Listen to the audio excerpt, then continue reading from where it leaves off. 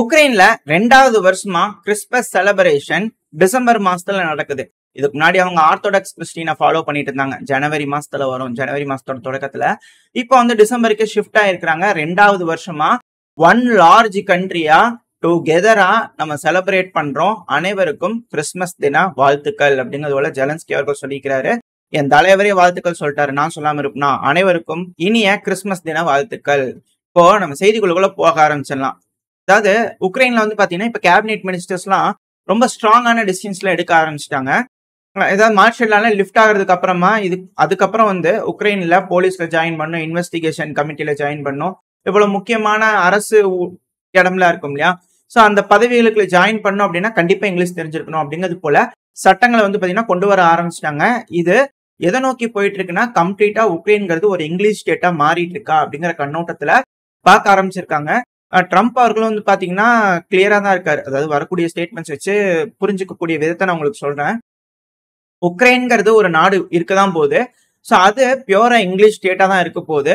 இன்னொன்னு ரஷ்யாவோட கட்டுப்பாட்டுக்குள்ள இருக்கக்கூடிய உக்ரைனா இருக்க போகுது. இல்லைன்னா என்ன நடுவில் ஒரு பஃபர் ஜோன் இருக்குமா, ரஷ்யா பிடிக்கப்பட்ட பகுதிகள் வேணும்னு கேட்கிற பகுதிகள்லாம் ரஷ்யாவுக்கு கொடுத்துட்டு அந்த பார்டர் மட்டும் தான் இவங்க பேசி பிரிச்சுக்குவாங்களே தவிர இங்கிலீஷ் ஸ்டேட்டுங்கிறது ஒண்ணு உருவாகத்தான் தீரும் அப்படிங்கறதுல தெளிவா இருப்பாங்க போல தெரியுது.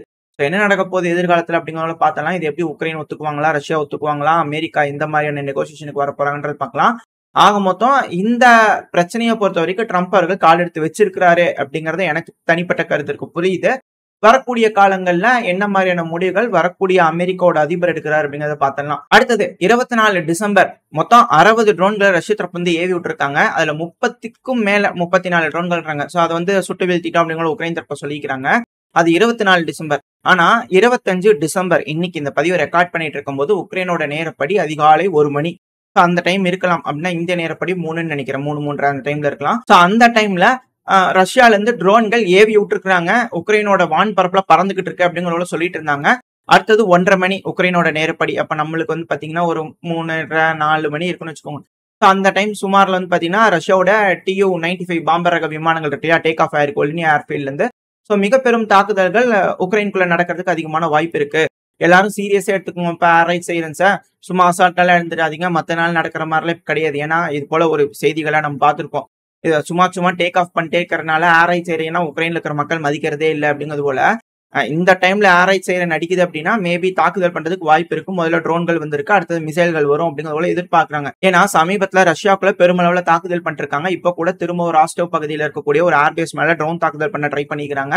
ஏர் டிஃபென்ஸ் சிஸ்டம் சுட்டு வீழ்த்ததா சொல்லப்பட்டு வருது. அடுத்த தகவல்கள் வந்துச்சுன்னா பார்க்க ஆரம்பிச்சிடலாம். பட் இது போல விஷயங்கள் தொடர்ந்து ரஷ்யாக்குள்ள டீப் இன்சைட் டெரிட்டரியில தாக்குதல் நடந்துகிட்டு இருக்கு. சோ அதுக்கு ரிட்டாலியேட் பண்ணும் விதமா மேபி இந்த டைம் மிசைல் தாக்குதல் இருக்கலாம் 25 டிசம்பர் அப்படிங்கிற எதிர்பார்க்கப்படுது. சோ என்ன நடக்க போகுது அப்படிங்கிறது பார்த்தோம்னா இப்ப அதே போல 24 டிசம்பர் வந்து பாத்தீங்கன்னா கார்வேரிக் பதில மிசைல் தாக்குதல் நடந்திருக்கு. இதனால பில்டிங் வந்து பாத்தீங்கன்னா கம்ப்ளீட்டா கொலாப்ஸ் ஆயிருந்திருக்கு. சைட்ல வீடியோ பதிவுகளோட இருக்கும். இழப்புகள் இருக்கு, சிவிலியன்ஸ் எல்லாம் காயமடைஞ்சிருக்காங்க, சில நபர்கள் அதுல மாட்டி இருக்காங்க அப்படிங்கிற சொல்லப்பட்டு வருது. உயிரிழப்புகள் என்ன அப்படிங்கிறது கிளியரா சொல்லல. இருந்துச்சுன்னா அடுத்த பயில பார்க்க ஆரம்பிக்கலாம். இதே போல டின்ப்ரோஸ்லயும் வந்து பாத்தீங்கன்னா தாக்குதல் நடந்திருக்கு. இது கூடவே சுமியில பயங்கரமான ஷெல்லிங் நடந்திருக்கு. இதனால சிவிலியன்ஸ் பாதிப்படைஞ்சிருக்காங்க அப்படிங்கிறது போல தகவல்கள் உக்ரைன் தரப்புல இருந்து கொடுத்துக்கிட்டு இருக்காங்க. சோ பயங்கரமான தாக்குதல்கள் தொடர்ந்து உக்ரைனுக்குள்ள நடந்துகிட்டு தான் இருக்கு. இப்ப அடுத்தது அப்படியே கள நிலவரத்துக்கு போயிட்டு அப்படின்னா முதல்ல வெலிகா நோவோசில்கா. சோ இந்த வெலிகா நோவோசில்கா பொறுத்த வரைக்கும் இந்த deep state map bro Ukrainian source தான். சோ அதை நீங்க எடுத்து பாத்தீங்கன்னாலே தெரியும், சைட்ல மேப் லோட இருக்கும். மக்கர்விக்கா, ஸ்டாரோசோயே, ப்ளொஹாத்னே இது முழுவதும் ரஷ்யா அவங்க கட்டுப்பாட்டுக்குள்ள எடுத்துட்டு தான் ப்ரோ உக்ரைனியன் தரப்புலயே சொல்லியிருக்காங்க. அது கூடவே இப்ப நெஸ்கிச்சூன் இருக்கு இல்லையா, சோ அதை நோக்கி போயிட்டு இருக்காங்க. இந்த உசு வீடியோ போட்டுட்டு ரொம்ப தண்ணீருக்குள்ள அட்டாக் பண்ணும்போது இந்த பகுதியில் தாக்குதல் பண்ணியிருந்தாங்க. இந்த பகுதிகளை அவங்க கட்டுப்பாட்டுக்குள்ள எடுத்திருந்தாங்க. இப்ப அது எல்லாமே இப்போ ரஷ்யா மீட் எடுத்துட்டாங்க அப்படிங்கிறது தெரிய வருது.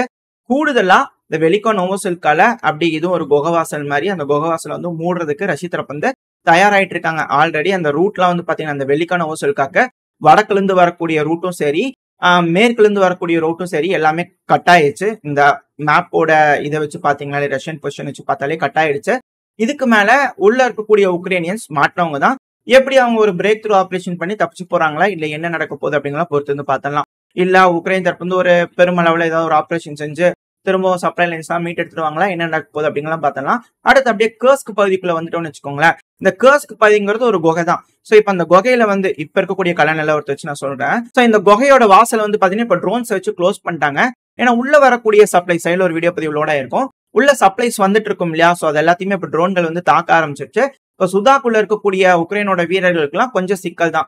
இதை எப்படி அவங்க பிரேக் பண்ண போறாங்க அப்படிங்கிற பொறுத்து இருந்து பார்த்தலாம். ஏன்னா இந்த சுதாவோட மேல வடக்கு பக்கம்னு வச்சுக்கோங்களேன், மேப் இருக்க பொசிஷன்ல சொல்றேன், வடமேற்கு பகுதின்னு வச்சுக்கோங்களேன், அங்க டாரினோன்னு ஒரு குட்டியாண்டு ஒரு ஸ்னக்ஷாட் ரிவருக்கு தாண்டி இருக்கக்கூடிய உக்ரைனோட சைட்ல இருக்கக்கூடிய பகுதி, அவங்க கட்டுப்பாட்டுக்குள்ள இருக்கக்கூடிய பகுதியில டாரினோன்னு ஒரு வில்லேஜ் இருக்கும். அது மிக முக்கியமான வில்லேஜ்.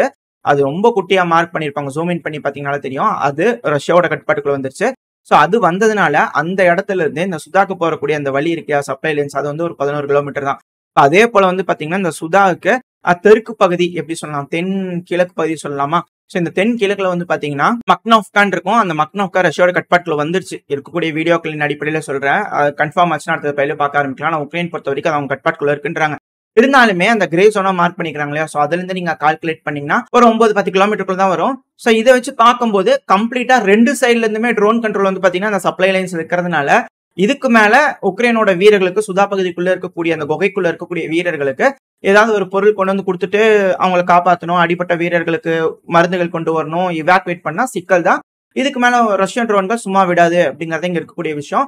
அடுத்து அப்படியே கொஞ்சம் மேல வந்துட்டோம்னு வச்சுக்கோங்களேன், இந்த பகுதியில தான் நார்த் கொரியா வீரர்கள் வந்து மேபி சொல்றாங்க இல்லையா, உக்ரைன் தரப்பு வந்து அவங்க அட்டாக் பண்ணிட்டு இருக்கிறதா. இது இந்த மாலா லோக்னால குடைஞ்சிட்டு உள்ள வந்துட்டு இருக்காங்க இல்லையா, அந்த பகுதி. இது நம்ம கர்ஸ்க்கு பத்தி தெளிவா பேசின பதிவு நீங்க பாத்தீங்கன்னாலும் தெரியும். இது எல்லாமே வந்து பாத்தீங்கன்னா தீவு கூட்டங்கள் மாதிரி இருக்கும் அப்படிங்களும் சொல்லியிருப்பேன். அதிகமான காடுகள் இருக்கு. அந்த காடு எல்லாத்தையும் சண்டை பிடிச்சு லிட்டரலா ஹியூமன் வேவ் டாக்டிக்ஸ் மாதிரி அந்த சைட்ல ஃபாலோ பண்ணிட்டு இருக்காங்க. ஏன்னா ஆர்மேட் பர்சனல் காலம்ஸ் எல்லாம் பெருமளவுல இல்லாம அந்த பகுதியிலிருந்து முன்னேறி வந்துட்டு இருக்காங்க. ஆனா இப்ப அதிக அளவுல யூஸ் பண்றாங்க. அந்த மாலா லோக்னா அது போல பிடிச்சிட்டாங்க அப்படின்னா திரும்ப சுத்தி வளைக்கிற மாதிரி ஆயிரும். இது இக்கட்டான சூழ்நிலையில மேலும் மேலும் உக்ரைனியன்ஸ்க்கு ஏற்படுத்தும். இது எப்படி இந்த பகுதியில சமாளிக்கிறாங்க அப்படிங்கிறத பொறுத்து வந்து பார்த்தலாம். ஸோ ஓரளவுக்கு களத்துல என்னெல்லாம் நடக்குது அப்படிங்கிறது பார்த்திருப்போம். செய்திகளும் ஓரளவுக்கு பார்த்திருப்போம். இப்ப அடுத்தது அப்படியே இந்த மிடில் ஈஸ்ட் கிட்ட வந்துட்டோம் அப்படின்னா, மிடில் ஈஸ்ட்ல துருக்கியில பரபரப்பான ஒரு சூழ்நிலை உருவாகி இருக்கு. அசாதாரணமான ஒரு சூழ்நிலை தான். இதுல துருக்கி வந்து பாத்தீங்கன்னா சிரியாக்குள்ள 3 லட்சம் வீரர்களை சிரியால உருவாக்கணும் அப்படிங்கிறத சொல்லிக்கிறாங்க. ஸோ ஒரு மிக பெரும் படையை தயார் பண்றதுக்கு துருக்கி தயாரா இருக்காங்க. எதுக்காக அப்படிங்கிற தெரியல. குருதின மக்களுக்கு மட்டுமா இல்ல ஜெருசலம் நோக்கியா அப்படிங்கிற கேள்விகள் இருக்கு. இந்த டைம்ல துருக்கியோட நேஷனல் டிஃபென்ஸ் மினிஸ்டரும் அமெரிக்காவோட டிஃபென்ஸ் செக்ரட்டரியான லாய்ட் ஆஸ்டின் அவர்களும் வந்து பாத்தீங்கன்னா போன்ல பேசி இருந்துக்கிறாங்க. எதுக்கான இந்த சிரியால நடக்கக்கூடிய அசௌகரியமான சூழ்நிலையை பொறுத்து. ஏன்னா இருதரப்புலையும் மாறி மாறி தாக்குதல் பண்ணிருக்காங்க இல்லையா. இல்ல ஒரு விஷயம், இந்த மன்பீச் இருக்கு இல்லையா, சோ அந்த பகுதியில வந்து பாத்தீங்கன்னா மீட் எடுக்கிறதுக்காக குருதின மக்கள் லைட்னிங் ஃபாஸ்ட் அட்டாக் பண்ணிக்கிறாங்க. நினைச்சு பார்க்காத அளவுக்கு வந்து பாத்தீங்கன்னா முன்னேறி போயிருக்காங்க. மன்பீச்சுக்கு முன்னாடி வரைக்கும் வந்துட்டாங்க அப்படிங்கிற தகவல்கள் வந்துகிட்டு இருக்கு. இது ஒரு lightning fast break through, attack break through அப்படிங்கிற பலரும் சொல்லிட்டு இருக்காங்க. குருதின மக்களுக்கு இந்த இடத்துல கை ஓங்கின மாதிரிதான் இருக்கு. இது துருக்கிக்கு பின்னடைவா இருக்கு. இதே சமயத்துல துருக்கியில வந்து பாத்தீங்கன்னா எக்ஸ்ப்ளோசிவ் தயாரிப்பாங்க இல்லையா, சோ அந்த வெடிமருந்துகள் குடோன் ஃபேக்டரின்னு சொல்றாங்க. சோ அந்த இடத்துல வந்து வெடி விபத்து நடந்திருக்கு. இதனால சில நபர்கள் இறந்திருக்கிறாங்க அப்படிங்கிற செய்திகள் வருது. அடுத்த பதிவுல என்ன ஏதுன்ற தகவல் வந்துச்சுன்னா பார்க்க ஆரம்பிக்கலாம். சில வீடியோ பதிவுகளோட இருக்கும் அதுக்கான வீடியோ பதிவு. ஸோ துருக்கியிலையும் அசௌகரியமான சூழ்நிலை நடக்குது. இது திரும்பவும் தீவிரவாத நடவடிக்கை அப்படிங்கிற போல நடந்துருச்சு அப்படின்னா கண்டிப்பா ஒரு மாபெரும் தாக்குதல் துருக்கி தரப்பு வந்து எடுப்பாங்க. அதுல எந்த ஒரு மாற்றமும் இருக்காது. சிரியாவோட வடக்கு பகுதியை நோக்கி ஒரு மாபெரும் அஃபென்சிவ் ஆபரேஷன்ல ஈடுபட்டாலும் ஆச்சரியப்படுறதுக்கு இல்ல. சோ ஓரளவுக்கு உலகத்துல நடக்கக்கூடிய செய்திகள், ரஷ்யா உக்ரைன் பிரச்சனை தெளிவா பார்த்திருப்போம்னு நினைக்கிறேன். இதோட இந்த பதிவை நான் முடிச்சுக்கலாம். இந்த பதிவு எப்படி இருந்துச்சு, உங்களுக்கு பிடிச்சிருக்கா? பிடிச்சுனா லைக் பண்ணிட்டு உங்க ஃப்ரெண்ட்ஸ் அண்ட் ஃபேமிலியோட ஷேர் பண்ணிக்கோங்க. அது கூட மறக்காம இந்த பதிவு பத்தி உங்களோட கருத்துக்களை கமெண்ட் செக்ஷன்ல சொல்லுங்க. இந்த பதிவு நல்லா இருக்குன்ற நம்பிக்கையில் அடுத்த பதிவு உங்களை சந்திக்கிறேன். அது வரைக்கும் ஸ்டே சேஃப். பை.